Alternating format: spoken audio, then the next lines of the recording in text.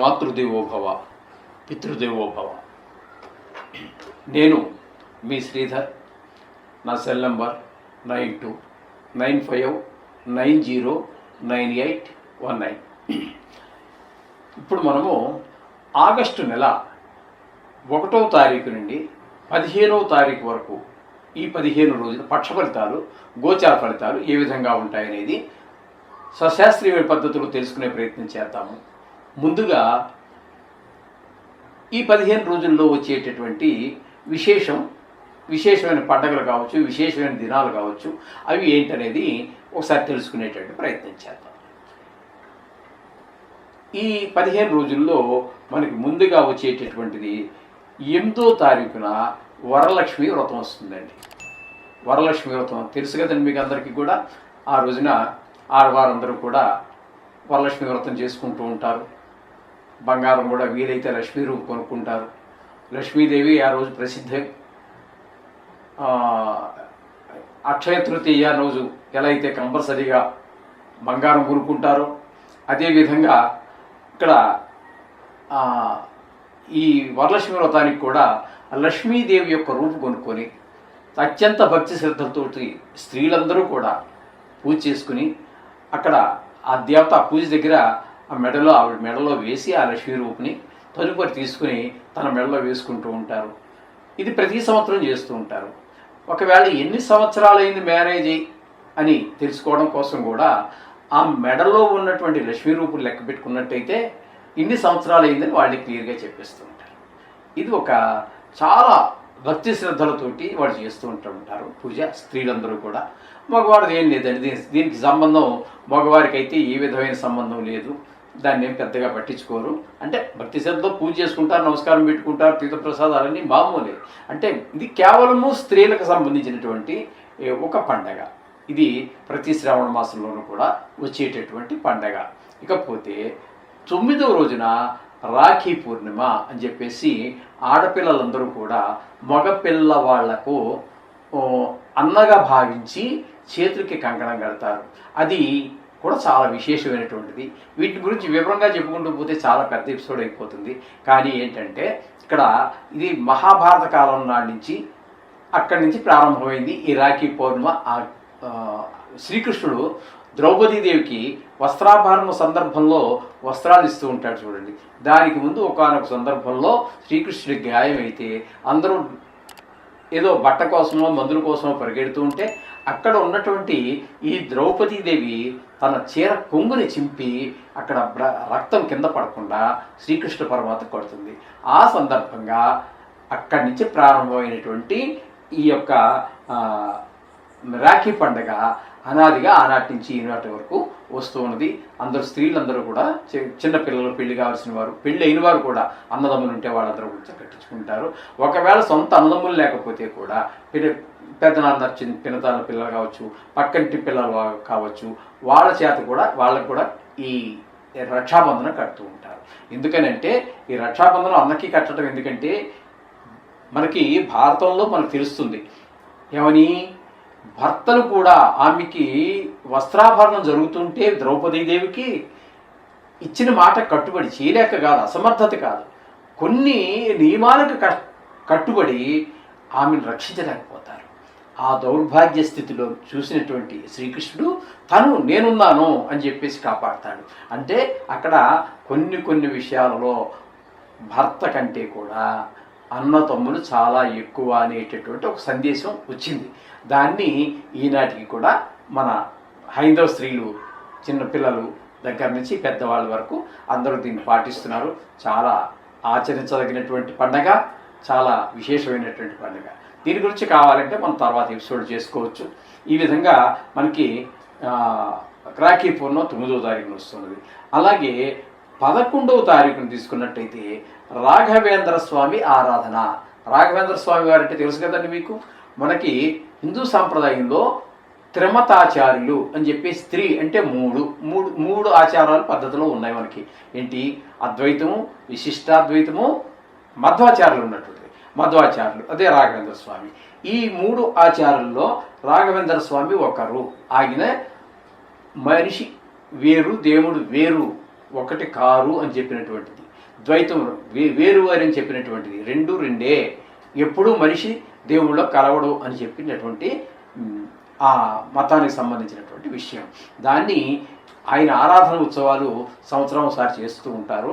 అది 11వ తారీఖు చాలా విశేషంగా ఈ రాఘవేంద్ర స్వామి మఠాలు ఎక్కడ ఉన్నాయో అక్కడ మనకి మామూలుగా మనకి రాఘవేంద్ర స్వామి మంత్రాలయం అనుకుంటాను, ఆ మంత్రాలయంలోనూ చాలా విశేషంగా దేశవ్యాప్తంగా, ఇంకా చెప్పాలంటే ప్రపంచవ్యాప్తంగా కూడా జరుగుతుంటాయి పండుగలు. ఇది కూడా చాలా విశేషమైనటువంటిది, తగినటువంటిది, ఆచరించదగినటువంటి మతాల్లో ఇది ఒకటి. ఓకే, ఇక్కడికి 11వ తారీఖు అయిపోయింది. ఇక 12వ తారీఖు సంకష్ట చతుర్థి, సంకటహార చతుర్థి అని కూడా అంటారు. మనకి ప్రతి నెలలోనూ కూడా వస్తూ ఉంటుంది. ఇది మనకి కష్టాలు ఉన్నప్పుడు ఆ విఘ్నేశ్వరుని ప్రార్థించడం ద్వారా మన కష్టాలు తీరుతాయని ప్రతి వాడు నమ్ముతూ ఉంటారు. అటువంటి వాటిలో ఇది కూడా ప్రధానమైనది. అవి నవగ్రహాలకు సంబంధించి, మన ఈ జ్యోతిషానికి సంబంధించి కూడా కొన్ని ఈ మనకు ప్రతికూల ఫలాలు ఇచ్చేటటువంటి గ్రహాలని వాటిని సరి చేసుకుంటూ ఉంటారు. ఇక 15వ తారీఖు ఇంకా చెప్పాల్సిన పని లేదు. ఆగస్టు 15 మనకు భారతదేశానికి స్వాతంత్రం వచ్చినటువంటి రోజు కాబట్టి ఇది మనకు స్వాతంత్రం వచ్చింది. మన యొక్క హిందూ సాంప్రదాయాలు మనం కాపాడుకోవటానికి, మన దేవుణ్ణి పూజించుకోవటానికి, ఎవరో పరాయి దేశస్తుల పాలనలోంచి, ఆ కబంధ హస్తాల్లోంచి బయటపడినటువంటి ఇది కూడా మహాపర్వదినం లాంటిది. కాబట్టి ఇన్ని పండుగలు మనకి 1వ తారీఖు నుంచి 15వ తారీఖు లోపల ఇంకా ఉన్నాయి చాలా. అవన్నీ కొంచెం అంత ప్రసిద్ధికి చెందినటువంటివి కాదు. కొన్ని ప్రాంతాల్లో కొన్ని ఉండొచ్చు. మన ప్రాంతంలో ఇక్కడ ఇప్పుడు మనం చెప్పుకున్నవన్నీ కూడా చాలా ప్రసిద్ధి చెందినటువంటివి. అంచేత ఇది కూడా మనకి.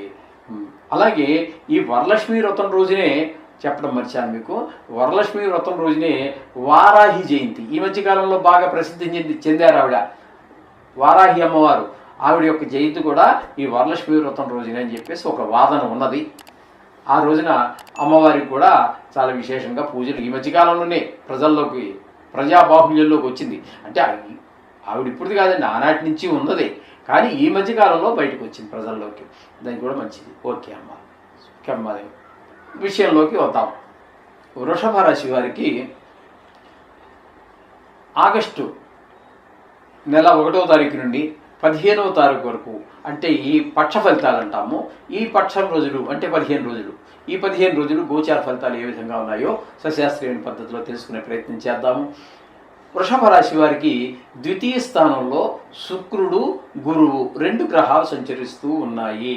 ఇక్కడ ద్వితీయ స్థానంలో శుక్రుడు, గురువు కూడా చాలా చక్కటి ఫలితాలు, 2 అత్యంత శుభప్రదమైనటువంటి గ్రహాలు 2 కూడా ఈ ద్వితీయ స్థానంలో ఉండటం వల్ల ఈ ద్వితీయ స్థానాన్ని ధనస్థానము, వాక్కు స్థానము, కుటుంబ స్థానము అంటారు. అంచేత ఆ ధన విషయంలో 2 శుభగ్రహాలు మీకు అక్కడ కూర్చున్నాయి.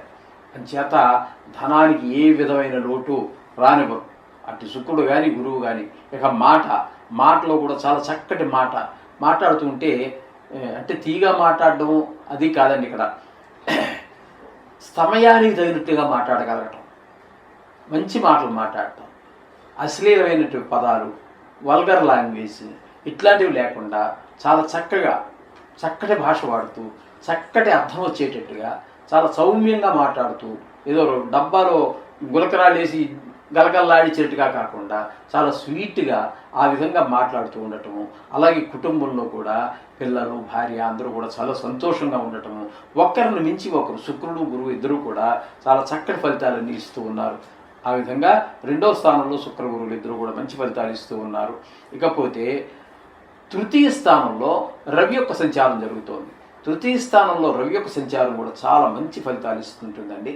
ఇక్కడ ఇంట్లో దీనివల్ల కూడా మీకు ఆరోగ్యం బాగుండటము, అట్లాగే అన్నదమ్ములు వాళ్ళు మీకు సహకరించటము, ఏ పని చేసినా అలాగే సహస్కృత్యాలు చేయటము, అలాగే మీ సేవకులు కూడా మీ మాట వినటము, అట్లాగే అందరు సహాయ సహకారాలు అందటం, తెలిసిన వాళ్ళు తెలియని వాళ్ళు, మనస వాచ కర్మ కూడా మీకు అందరు సహాయకారాలు అందుతూ ఉంటాయి ఈ రవి యొక్క తృతీయ స్థాన సంచారం వల్ల.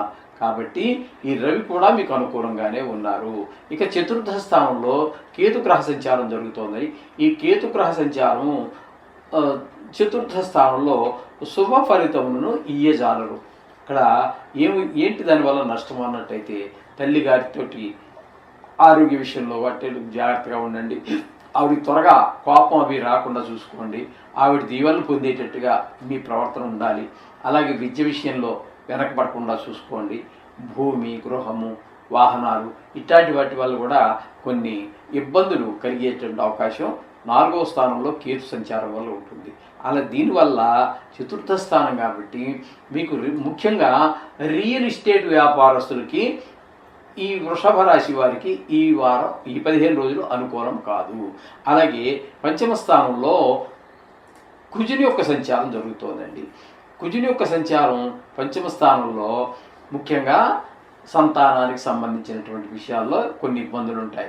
వారికి విద్య మీద శ్రద్ధ తగ్గడము, ఆట మీద శ్రద్ధ పెరగటము, తద్వారా గాయాలు తగిలించుకోవటము, తద్వారా ఆ గాయాల ద్వారా కొంచెం డాక్టర్ దగ్గర తీసుకెళ్ళడం, కట్లు కట్టించటం, లేకపోతే ఈ మొత్తం మీద వాళ్ళు తద్వారా విద్యలో కూడా వెనకబడటం జరిగిపోతూ ఉంటుంది. మరి దెబ్బలు తగిన పిల్లాడిని ఏం పంపిస్తామంటే ఆ స్కూల్కి అలాగే కొంచెం ఆ విధంగా వెనకబడటం ఉంటుంది. అలాగే చెడు స్నేహాలు, మన తెలివితేటలు పనిచేయకపోవటం, ఇవన్నీ కూడా మనకి పంచమ స్థానంలో కుజుని యొక్క సంచారం వల్ల ఏర్పడుతూ ఉన్నాయి. ఇకపోతే భాగ్యస్థానంలో రాహు, శని 2 గ్రహాల యొక్క సంచారం జరుగుతోందండి. భాగ్యస్థానం కాదు, దశమ స్థానంలో రాహు గ్రహము, శనిశ్చరుని యొక్క సంచారం కూడా. ఎందుకంటే ఆయన ఉన్నది నిజానికి ఏకాదశి స్థానమే, కానీ వక్రగతిలో ఉన్న కారణంగా ఇక్కడ మీకు ఆయన్ని కూడా మనం దశమ స్థాన ఫలితాలే చెప్పుకోవాల్సి వస్తుంది. ఈ దశమ స్థానంలో ఉండడం వల్ల శని రాహులు ఉద్యోగ విషయంలో, వ్యాపారం చేసే విషయంలో ఇక్కడ కొంచెం ఇద్దరు ఒకరిని మించి ఒకరు కొంచెం నైసర్గిక పాపగ్రహాలు కాబట్టి మీకు అనేక రకాల ఇబ్బందులు ఏర్పడే అవకాశం ఉంటుంది వ్యాపారంలో. అంటే ఫుడ్ ఇన్స్పెక్టర్లు పట్టుకోవటం, కొన్ని వాటిలో శాంపిల్ తీసుకెళ్ళటం, లేదా ఇన్కమ్ ట్యాక్స్ వాళ్ళు రైడ్ చేయడం, లేదా సేల్ ట్యాక్స్లో, ఇట్లా మొత్తం మీద మీకు వ్యాపారం సడన్గా డౌన్ అయిపోవటం. రాహు వల్ల ఏంటంటే సడన్గా వ్యాపారం కూడా డౌన్ అవుతుంది, సడన్గా పెరుగుతూ ఉంటుంది. ఈ శని వలన డౌన్ అవ్వటమే కానీ పెరగటం ఉండదండి. ఈ విధమైన తేడా ఉంటుంది. అదే కాకుండా ఈ రాహు వలన ఏంటంటే ఈ విష సంబంధమైనటువంటి ఈ దోమలు, బల్లులు, ఈగలు, తేళ్లు, జెర్రులు ఇట్లాంటి వాటి వల్ల కూడా కొన్ని అనుకోనటువంటి ఇబ్బందులు ఏర్పడేటటువంటి అవకాశం కనిపిస్తూ ఉంటుందండి. ఈ విధంగా శని రాహువుల వల్ల ఈ విధమైనటువంటి ఫలితాలన్నీ కూడా వృషభ రాశి వారికి కనబడుతున్నాయి. మొత్తంగా చెప్పాలి అన్నట్టయితే వృషభ రాశి వారికి 3 గ్రహాలు, అటు శుక్రుడు, గురువు, రవి 3 గ్రహాల యొక్క అనుకూలత ఉంది, పర్వాలేదని మనం చెప్పుకోవచ్చు. అందుచేత ఈ విషయాల్లో తగు జాగ్రత్త తీసుకుంటూ ముందుకు వెళ్ళండి. మిగతా వాటి విషయాల్లో మరింత జాగ్రత్తగా ఉండండి. ఆ విషయాలు మనం ఏ గ్రహాల వల్ల ఏ బాధలు ఉన్నాయో చెప్పుకున్నాం కదండి, విన్నారు కదా. వాటి విషయాల్లో తగు జాగ్రత్త తీసుకుంటూ మనం నిత్యము మన పూజలో నవగ్రహాలు ప్రార్థించుకోండి. సరిపోతుంది. శుభం భూయాత్.